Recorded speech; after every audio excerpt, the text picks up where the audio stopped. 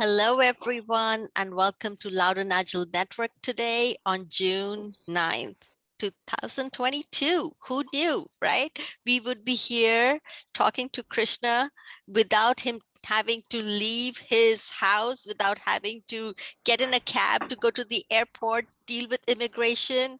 And so, first of all, we want to say thank you, Krishna, for doing this late at night. He's coming to us from London. Thank you very much. Very excited to hear his insight. So let me introduce you to our evening today. Krishna is going to talk about how bad metrics derail agile transformations, and a little bit about Krishna's background. He's a trainer, he's a consultant, and he's an amazing, pragmatic, and practical agilist.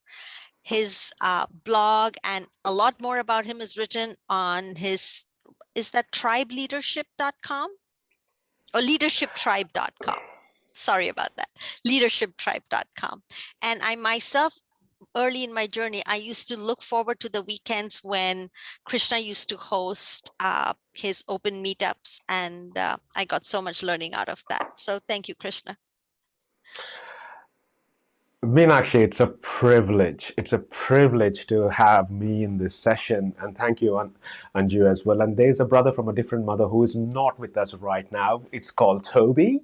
But if you happen to meet him, ladies and gentlemen, if you happen to know him, give him some love from my end, saying that Krishna sends his love to you. Do that on my behalf. Spam him if you have an opportunity. That's one request I have. And do not quote me on that. Is that okay? It's going on YouTube, this video recording. Oh, I didn't even. All right, I'm official now. All right, so handing it over to you, and thank you so much. Brilliant. Thank you, Meenakshi. Ladies and gentlemen, it's a privilege, as I said. My name is Krishna Chodipilli. I work for Leadership Tribe as a trainer, consultant, coach, and I have a title which was given to me as a chief storyteller. So in this session, I am here to learn and explore, at the same time, discuss some of the ways of working and look at what is the type of metrics which actually derail agile transformation, or in case, any transformation at all. So if that happens, so what are the areas you need to be aware about, and what are some recommendations out there? And after all these recommendations, what actions can you take away? Those are few things which I want to explore. And during this, and if you have any questions, feel free to put them in the chat and we will review them at the end of the session. If that sounds okay, type yes in the chat window, please. Okay, we are getting some yeses. Fantastic. Ladies and gentlemen, this is the one question I have. What is the one emotion you have when you think of metrics? Type it in the chat window. What is the one emotion you have when you think about metrics?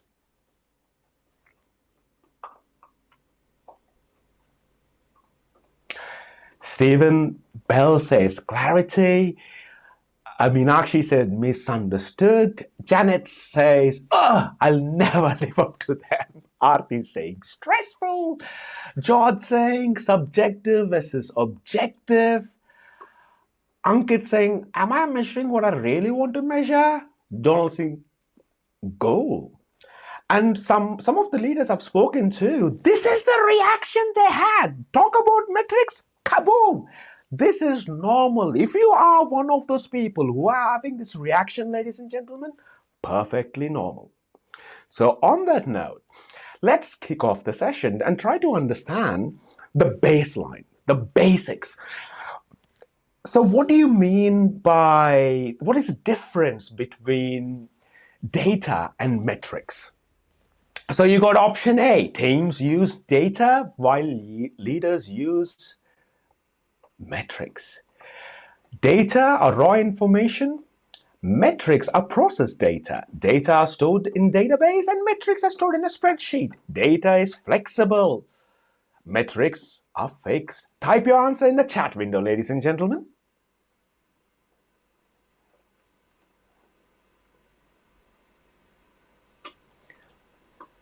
Pick one answer.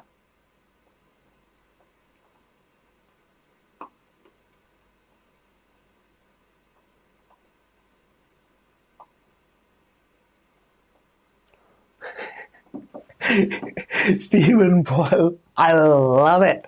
I love your approach. Can I select them all? We can't select them all, I wish. For the time being, let's go with the wisdom of the crowd. Data is just raw information, and metrics are processed data which we use to measure some sort of a journey, if it's going forward or backward. And there's also an interesting saying that if you torture data long enough, it'll confess to metrics. I'm actually stealing the words of my colleague Andy Kimmery. I work with him, and he's also one of the nutter you should go and meet personally. He's a great guy to work with. And I've actually done this webinar with him. And while I was working on this webinar, it's quite interesting to see that we as leaders, we are quite interested in how do we get the data and what is that we are trying to see, if it's failure or success. But how many of us are interested in changing the game rather using the same old data? So how many are interested to use the data and metrics to change the game, ladies and gentlemen? That's the whole intent. So if you are interested, that's the way to go forward. Type yes or no in the chat window. All right, we got some yeses. Fantastic. Okay, to go on this journey, I got some stories I would love to share. And in these stories, there are some examples how organizations have used metrics, and some of them you might have already come across. One of my favorites is this story from in 1999. This is the first interplanetary weather satellite called the Mars Orbiter that was lost.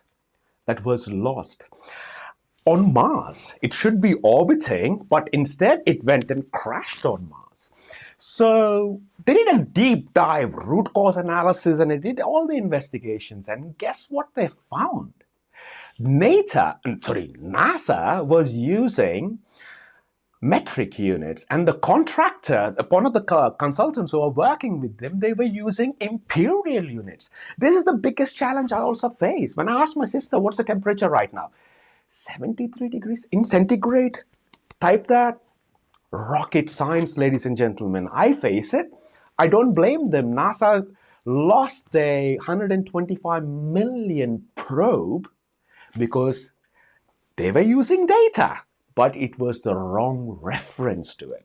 This is one story from NASA. So let's look at the another story. In June 2000, to mark the new millennium, London got a new footbridge, linking the Tate Modern Art Gallery with St. Paul's Cathedral. How many of you have been on this bridge? I love it. It's a great experience. If you were in London, I would recommend you to go across it. But if you've been on it, how was it? Type it in the chat window. How was your experience on the bridge?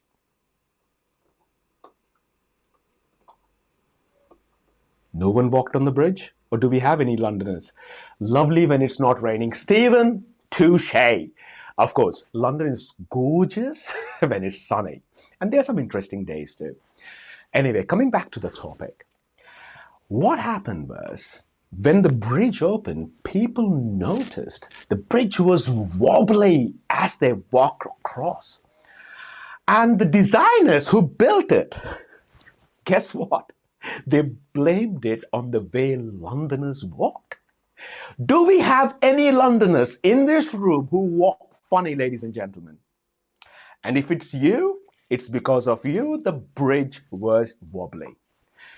This bridge had to be reinforced and reopened in February. It took some time to get it open. So that is one story. And the other one, which I'm really passionate about, it's from DoSomething.org. It's one of the largest non-profit organization.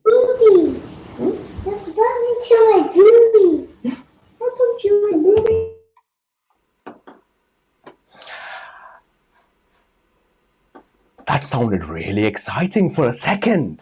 But anyway, moving on to do something.org. This is one of this amazing largest non-profit volunteering platform exclusively for young people, social change and civic action. In 2011, they launched a video on YouTube to promote the game-winning drive to donate sports equipment. And it gathered 1.5 million views. This was astonishing. Success, right? Guess what? The intent was to raise awareness for donations. And how much donations were made? 2 registrations and 0 donations. What they realized was they were measuring the wrong metrics. The goal of the video is to generate interest. There is a happy ending to this story, ladies and gentlemen. By the end of the campaign in 2017, over 55,000 people donated over 25 bits of sports gear. So with all this information, we looked at metrics. What would be the right metrics to look at? And there's a talk in the town. The talk in the town is, Krishna, as we are adapting, we need to have adaptive metrics. That's a word which is being used. Ladies and gentlemen, how many of you heard the word adaptive metrics? Type yes or no in the chat window, please.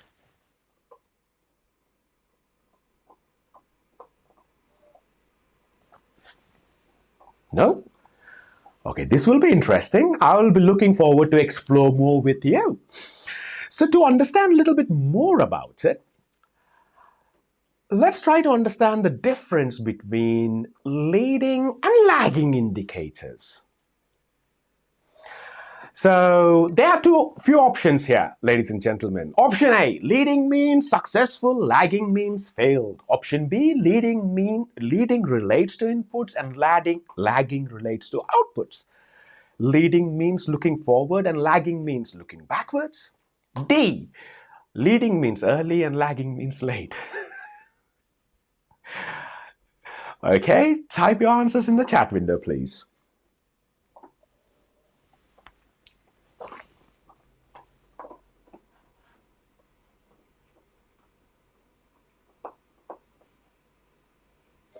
Oh, few answers are coming through. This is amazing. Brilliant. All right. C could be interpreted as D. All right, close enough, maybe. But C is the right answer, ladies and gentlemen. The lagging metric measures something that already has happened. It's in the past. Lag, something is in the past. Lead are something that indicates or allows us to adapt something that's in the future and change the game. Let's use COVID as an example. The lagging metric is the number of vaccinations. They are already vaccinated. It happened. It's in the past. A leading metric is the number of positive tests in the community. We know that as positive tests are going up, hospitalizations tends to increase within 2 weeks. So this leading metric allows us to plan better for the healthcare of a public, like vaccine boosters and hospitalized equipments. It also allows us to change the game by adapting based on the metrics. So if there are any healthcare staff in this webinar, amazing work. You have done some amazing work, and I do understand that monkeypox is on the way, so no comments.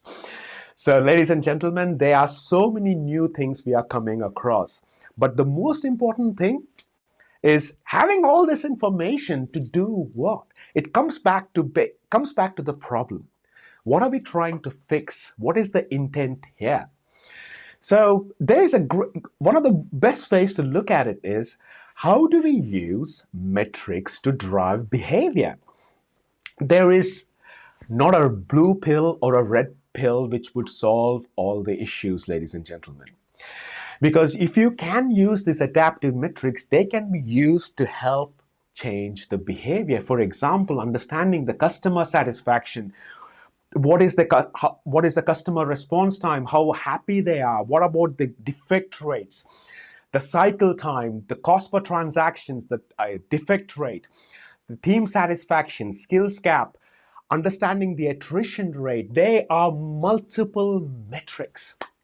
But what are the metrics which drive behavior? That's the question which we are asking for. What is the behavior which we are looking for?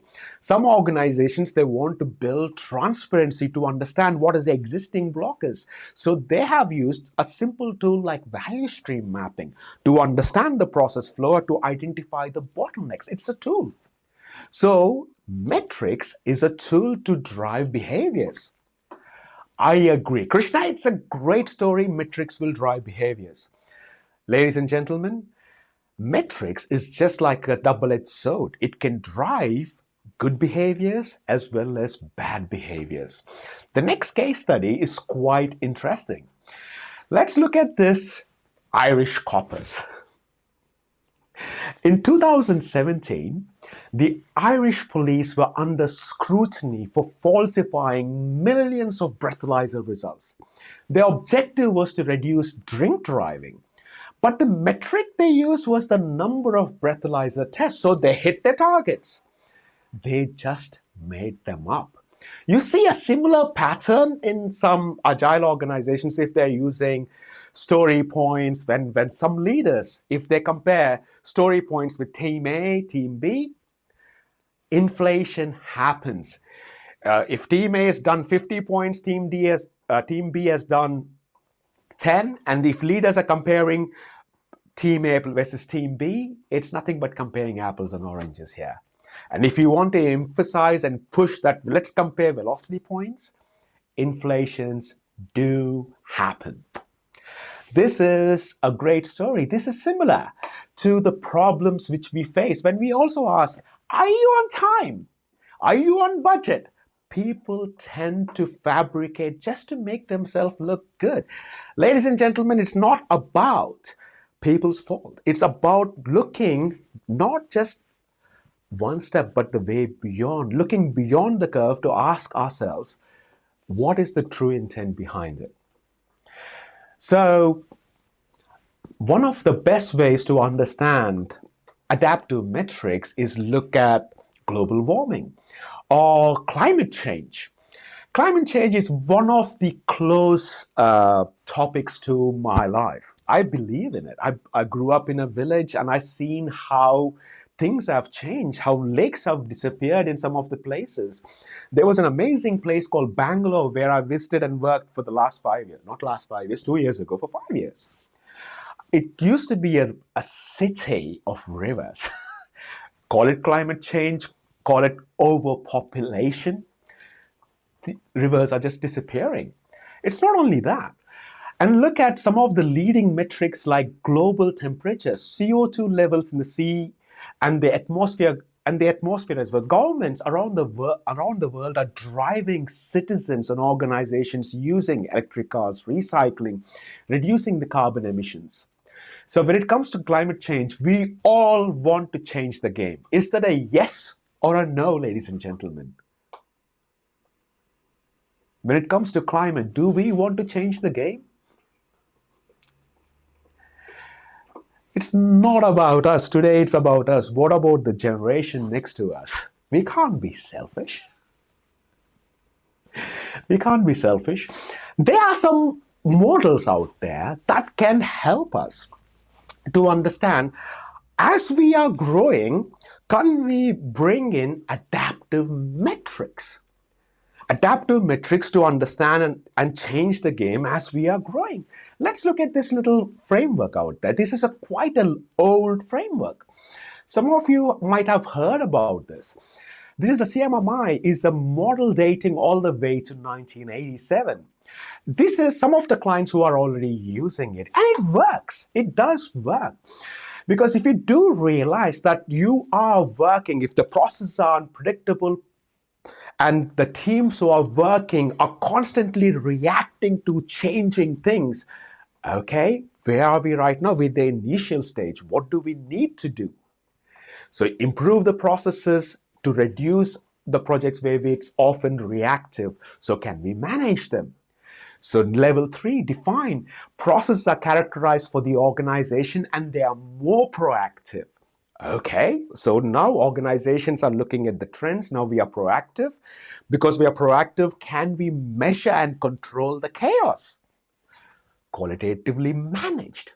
And as we are growing, we are focusing on continuously improving. This model works. I have seen it, I've used it in most of the organizations. You can pick and try and use it. And there are various other frameworks out there to look at what can really help us with adaptive measurements. Ladies and gentlemen, when you're talking about adaptive measurements, that's only half the story. For you to make the adaptive measurements successful, there is another part of the story which I would love to share. An example of a team which built metrics around everything they know. You must have come across this. Let's see this. Does it resonate with you in your personal organization?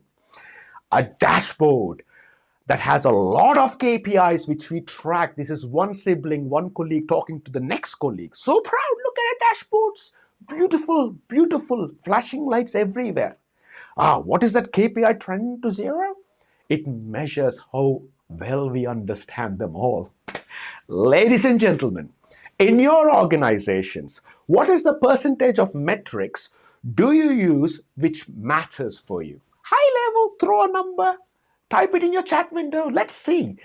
How many of you are using the right metrics to help you change the game, according to you? Yes or no should be fine.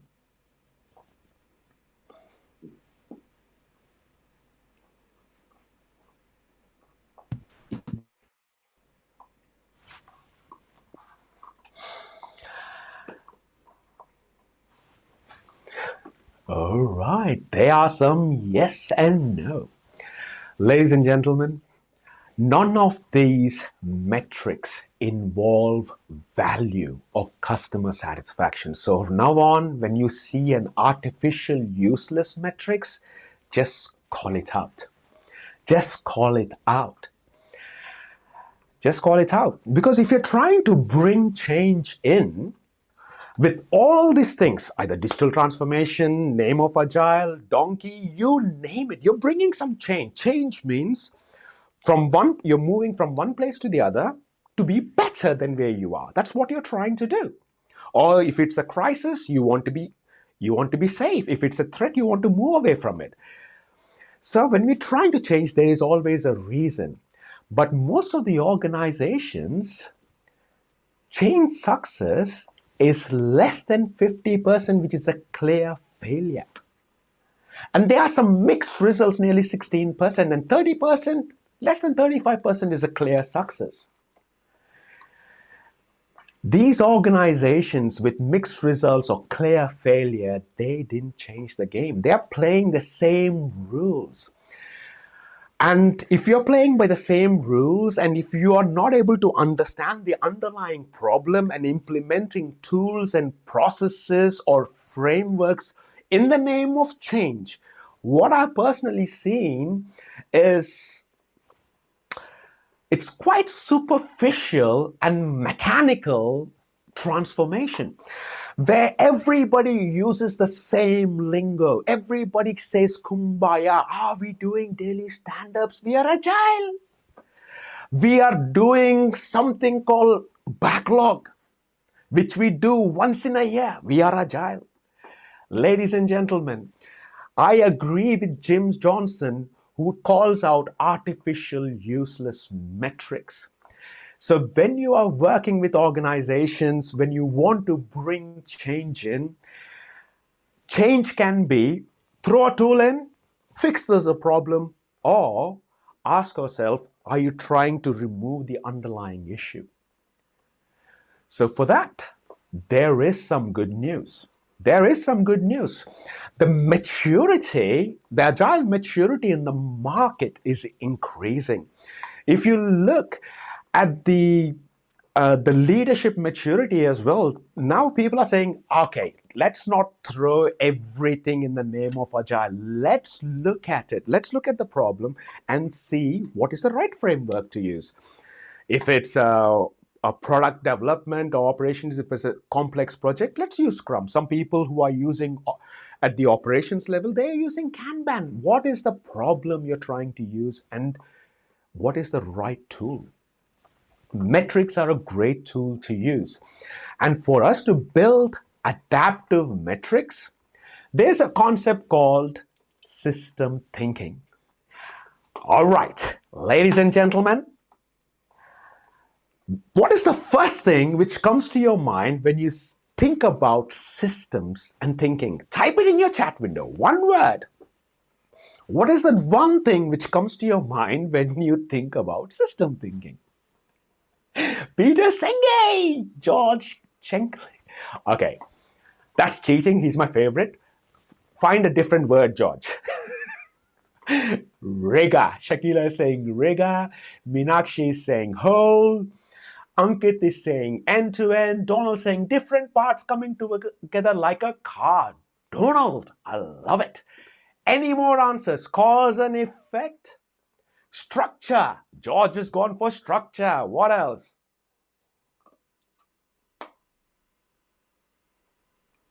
Let's look for one more answer, ladies and gentlemen. Okay. Sayo said many. Shakila's iPhone saying purposeful and mission driven. Okay, ladies and gentlemen, those are all sexy, beautiful, amazing answers. But for the time being, whatever you've written, what I would like you to do is wipe the slate clean. Can you all wipe the slate clean? It's not about computers, it's not about networks, it's not about artificial intelligence. Let's wipe the slate clean, please. When you're thinking about systems, I want you to think about a planetary system.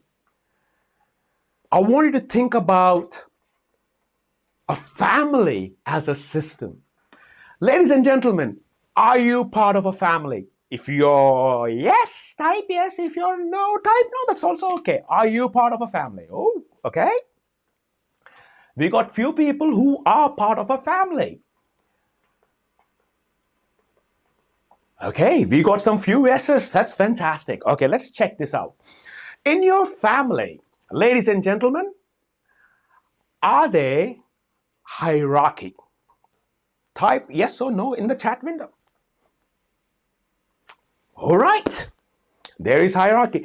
Are there processes in your family, ladies and gentlemen? When a guest comes in, don't walk butt naked in the kitchen. That's what my mom told me. Are there processes and rules in your family? Oh, so there are processes, rules.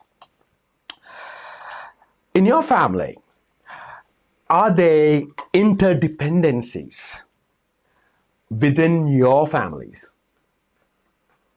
Oh, so many interdependencies as well. With all the best positive intentions, do things go wrong? Let me tell you about myself. As a kid, I was a pain in the back, the most politically correct word, the pain in the back for my parents. 12-year-old, just saw my dad's motorbike. What does he do? Steals the motorbike keys, calls a couple of his friends, 3 friends on a motorbike, going down a hill without a helmet on RX 100. Ladies and gentlemen, when your feet can't reach the floor and you got 4 friends on your back going down the hill, it doesn't work. And I was a positive in that. I wanted to experience it. But shit happens. And I was in hospital, but I didn't intend to, but things go wrong. Ladies and gentlemen, don't you agree? It's a web of interdependencies. And don't you feel the same principles apply in your organizations, conflicts? Those things happen without even intentions. Do you feel the same way?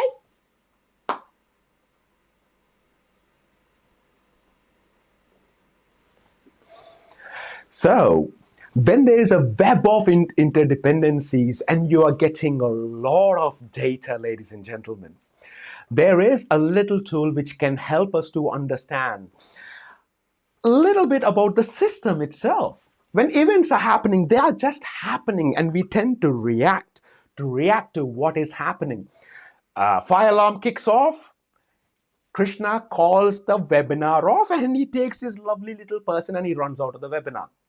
That's what I will be doing if something happens. Okay, if there is the patterns which you are seeing and they are trends, for example, ice creams, which month do they get sold a lot? Out of curiosity, which season do they get sold a lot, ladies and gentlemen? Ice creams. Summer. For me, every day. If you are in my country, I will buy ice cream every day. So, ladies and gentlemen, if you see a kid or anybody, buy an ice cream on behalf of Krishna. I love it. So these are patterns, trends. If you are seeing patterns or trends, would you prepare for them or get an extra stock if it's ice cream season, like a summer season?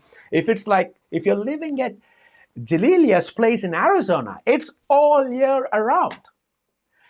Ladies and gentlemen, these are patterns, trends. This is data. This is already existing. Can you anticipate? Hell yeah. You can anticipate what is happening. So, if you want to understand what is influencing these patterns to occur, they are underlying structures, ladies and gentlemen, which is influencing these patterns. It can be the organization structure itself. Can we optimize the structure in such a way that we can respond better to changes? Maybe. It doesn't stop there. If you want to dig deeper, what assumptions, beliefs, or values people hold? So, ladies and gentlemen, this is about the things which are happening as is, and you can be reacting or you can be proactive using data. It doesn't stop there yet. What else? There is also a concept which I want to share with you. Let's see if you are aware about this. It's called, VUCA. VUCA is a volatile, uncertain, complex environment. Look at the last 2 years. COVID happened. Was it volatile? Was it uncertain, complex, ambiguous? And right now, a couple of my colleagues and family members in China, they're getting COVID tests done every 24 to 48 hours. And there is a joke going on saying that some of them already have throat sores because of the number of tests they're having. It's still going on. What is climate change? Inflation, monkeypox. And there is a dude who was not loved as a child going and invading other countries. This is as happened, and of course, my little person whose nails got clipped, and that was VUCA moment for me yesterday. So this is what is happening. So while this is happening, this is the current state, ladies and gentlemen. This is the current state.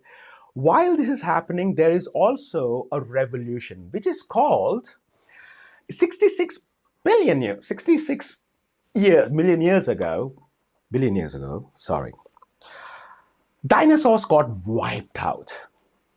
And now, with the new technology revolution, just think about all the internet-connected devices we have in our homes and offices, around 30 billion of them worldwide. And things are drastically changing. And with the advent of technologies, the sensors, the way we are using technologies, and how disruptive the environment is.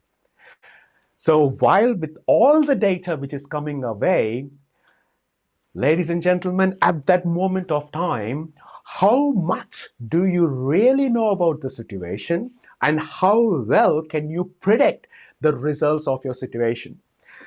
This is as is 2B. This is the VUCA 2.0. Because from this current volatile, uncertain, complex environments, you want to change a volatile environment to virtuosity, where it's a pursuit of innovation, where they're experimenting. Can we use some analytics to find out what are the experiments organizations are doing? What is the new models which we have received? Can we move uncertainty, ubiquity, the fact of being common everywhere?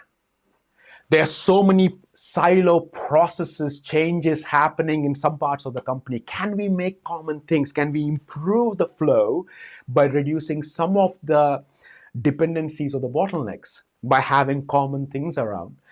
How do we remove the ambiguity to adaptability, adjusting to the new conditions? Things are changing, we are adapting to the new conditions, and how can we make it sustainable? And how do we change the complexity to continuity, continuous action for sustainability? And this, ladies and gentlemen, you are constantly doing with people, process, products, and environment. So, to summarize, to build adaptive metrics, one needs to have the system thinking to build adaptive strategy. Things are changing every single day. Today, with the current information and the knowledge we have, just imagine we built a strategy for the next 3 years. And the constant VUCA, if it's happening and a strategy remains the same, we might not be successful. To build adaptive metrics, we need adaptive strategies. To support the adaptive strategy, what would be the right framework to use? There are so many scaling frameworks in the market. So many scaling frameworks. What would be the right framework to use? What would be the right organization structure? Hierarchy organizations, flat structure, what would help us to change the game? And what is the right kind of a culture which we want to create in our organization?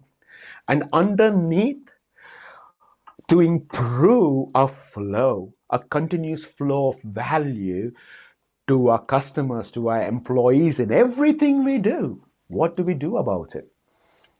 So, ladies and gentlemen, just to recap, the Mars orbiter has already crash landed once. We talked about data and metrics, how leading indicators can be used as adaptive metrics. To build adaptive metrics, yes, there is a little bit more work needs to be done. Oh, let's create adaptive metrics. Is job not done there? It's one side of the coin. To make an organization transformation successful, adaptive, it's just not only in the metrics, it should be the entire system wide. That's the way you can make it successful. And if there are better ways, if you have come across any better ways to do this, I would love to hear from you, ladies and gentlemen. And this brings me to one thing. For anything you do, are you being mindful or mindful? And for other aspects as well, it's not the strongest of the species that survive, nor the most intelligent. I believe in the name of Charles Darwin, many coaches on the planet must have baptized you with this statement to say we need to respond to change. For us to respond to change, we need to be adaptive in every aspect, ladies and gentlemen. So this brings me to one thing. Q&A, or what are your takeaways from today's webinar? Let me pause for a minute.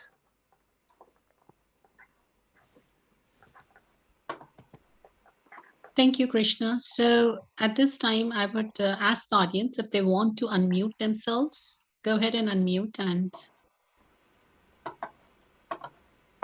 respond to Krishna.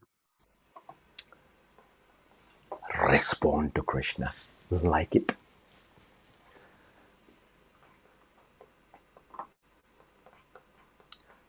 Shakila's iPhone only likes chocolate. That's what I heard. Okay. Carry on, please, if you want to talk. Or if you want to type a question in the chat window, it's also okay.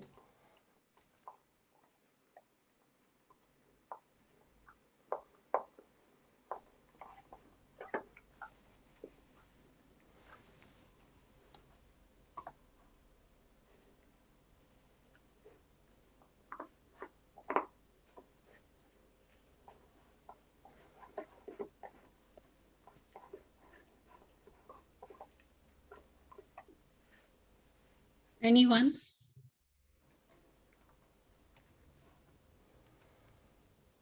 I think what you're saying here is I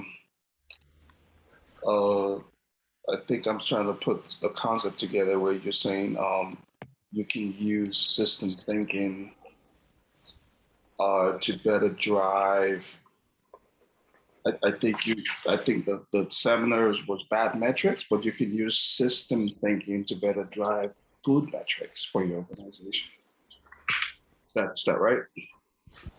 Metrics are not bad, not good. They are what they are.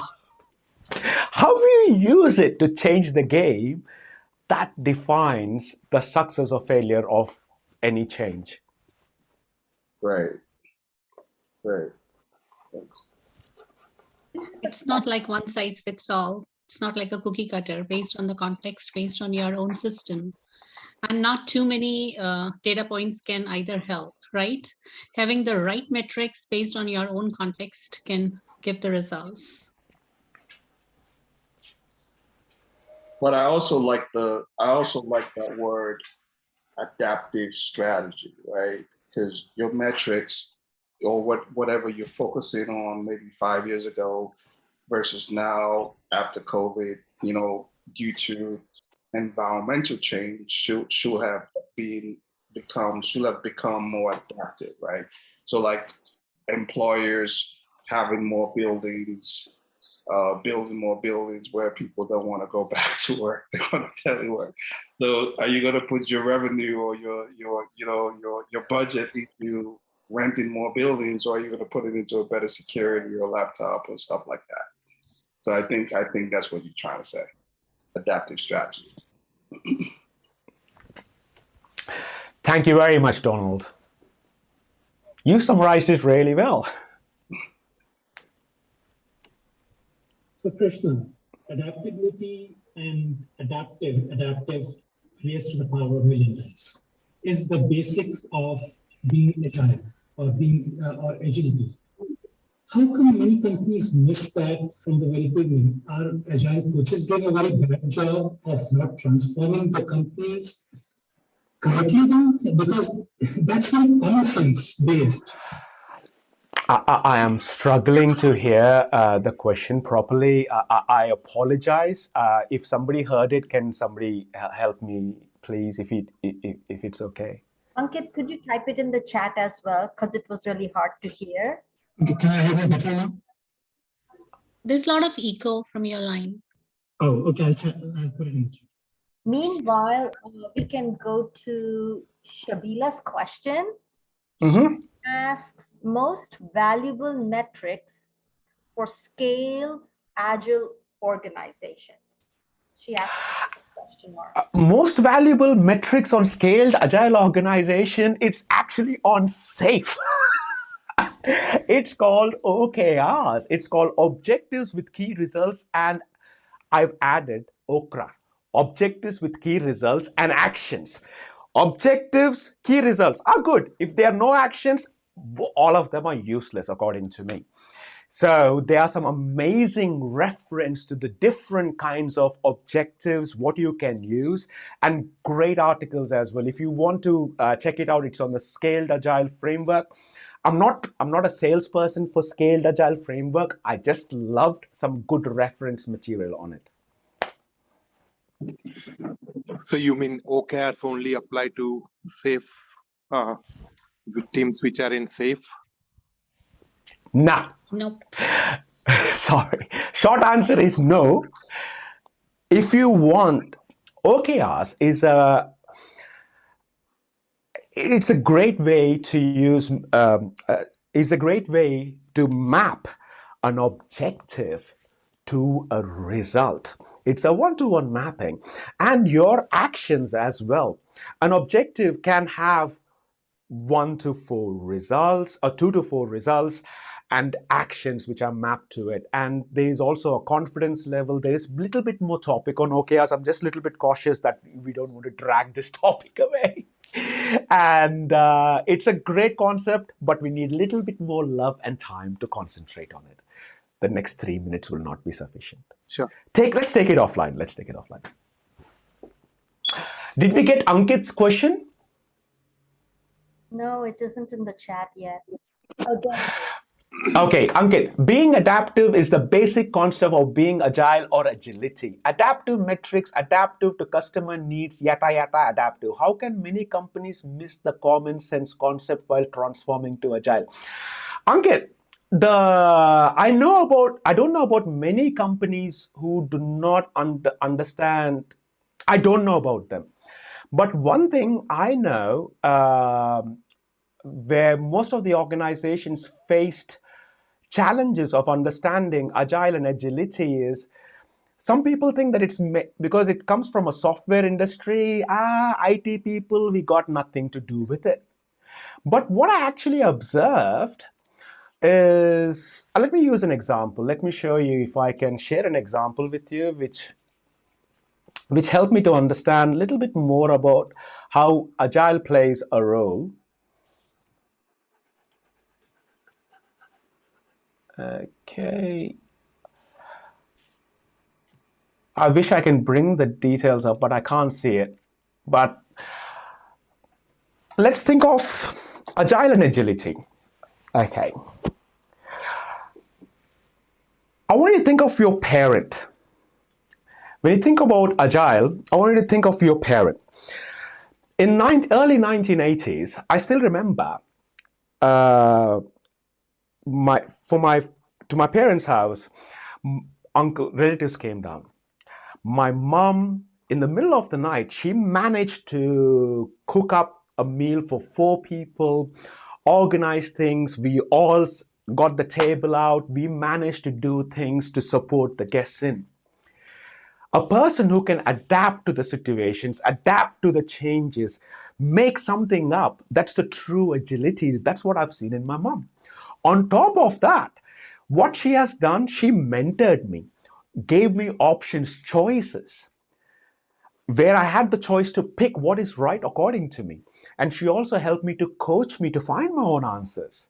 She taught me, and she also facilitated difficult discussions when I was having fights with my sister. So, as leaders, I would recommend a person to have these kind of qualities. Did you had a parent or a guardian to help you, to nurture you to be where you are? Yep. Would you like to have your leaders to practice the same thing? The agility, that's what we are talking about. And at times, it gets confusing when you try to bring IT and these kind of things, and there's so much jargon which comes down to practices. But underneath, we're just talking about the values and the behaviors and the mindset which helps us to change the game. So that's the agility which we are talking about. I hope that helps you, Ankit. Sure, thanks. Any other questions?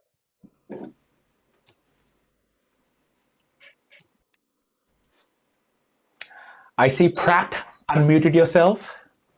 Hey, yes, Krishna. So I was just wondering that, what are the matrices you recommend for a standard like Scrum team? All right. They are, if you go to the scrum.org or Scrum Alliance, there are multiple metrics. But before you talk about the best metrics to use, I would recommend to look at your project to start with. To make this project successful, how do we know this project is successful? So what are the customer requirements, the success criteria? Get those down. So to understand the quantitative, quantitative metrics, get them out. And for us to make a customer successful, what do we need to do as a team? So it starts from basics. You get good stuff in, you get good stuff out. You get shit in, you get shit out. Sorry, that's the truth of life. That's according to me. I might be wrong, but so it starts from the basics.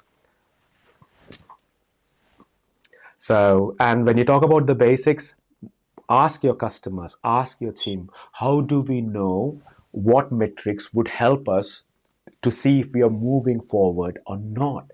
The best solutions are found within your team. The other thing which I would help me is when you're looking at the metrics for Scrum teams, you got the burn down charts. Those burn down charts are information radiator. It tells you patterns. When you're looking at the data over a given period of time, it tells you patterns. The defect rate, cycle time, that's one of the best metrics I love.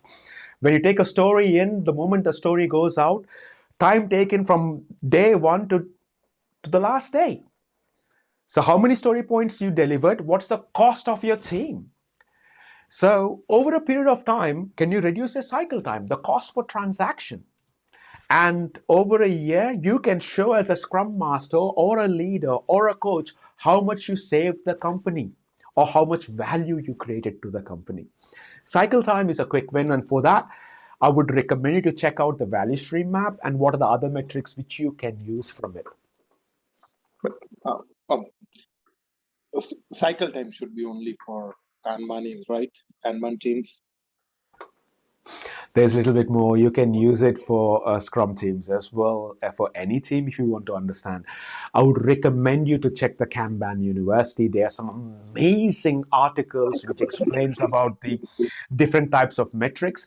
There's also a colleague of mine called Andrew Kimbry, or Artie. Artie is a Kanban trainer, and you can reach out to her with some of the questions, or even Andrew Kimbry. Reach out to them on LinkedIn. They are great sources of information, so you can talk to them offline, and they'll be more than happy to help you. Okay. Thanks. Thanks.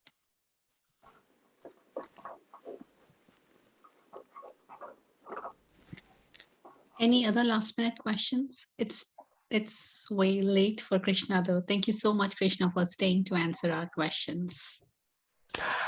I really enjoyed this crowd, and you as facilitators, you made my life so easy and you made it so comfortable, and I love working with you guys. You guys are amazing. So you're And coming ladies back and gentlemen, again. I may not be on this time zone, darling, because I got cheated by EDT.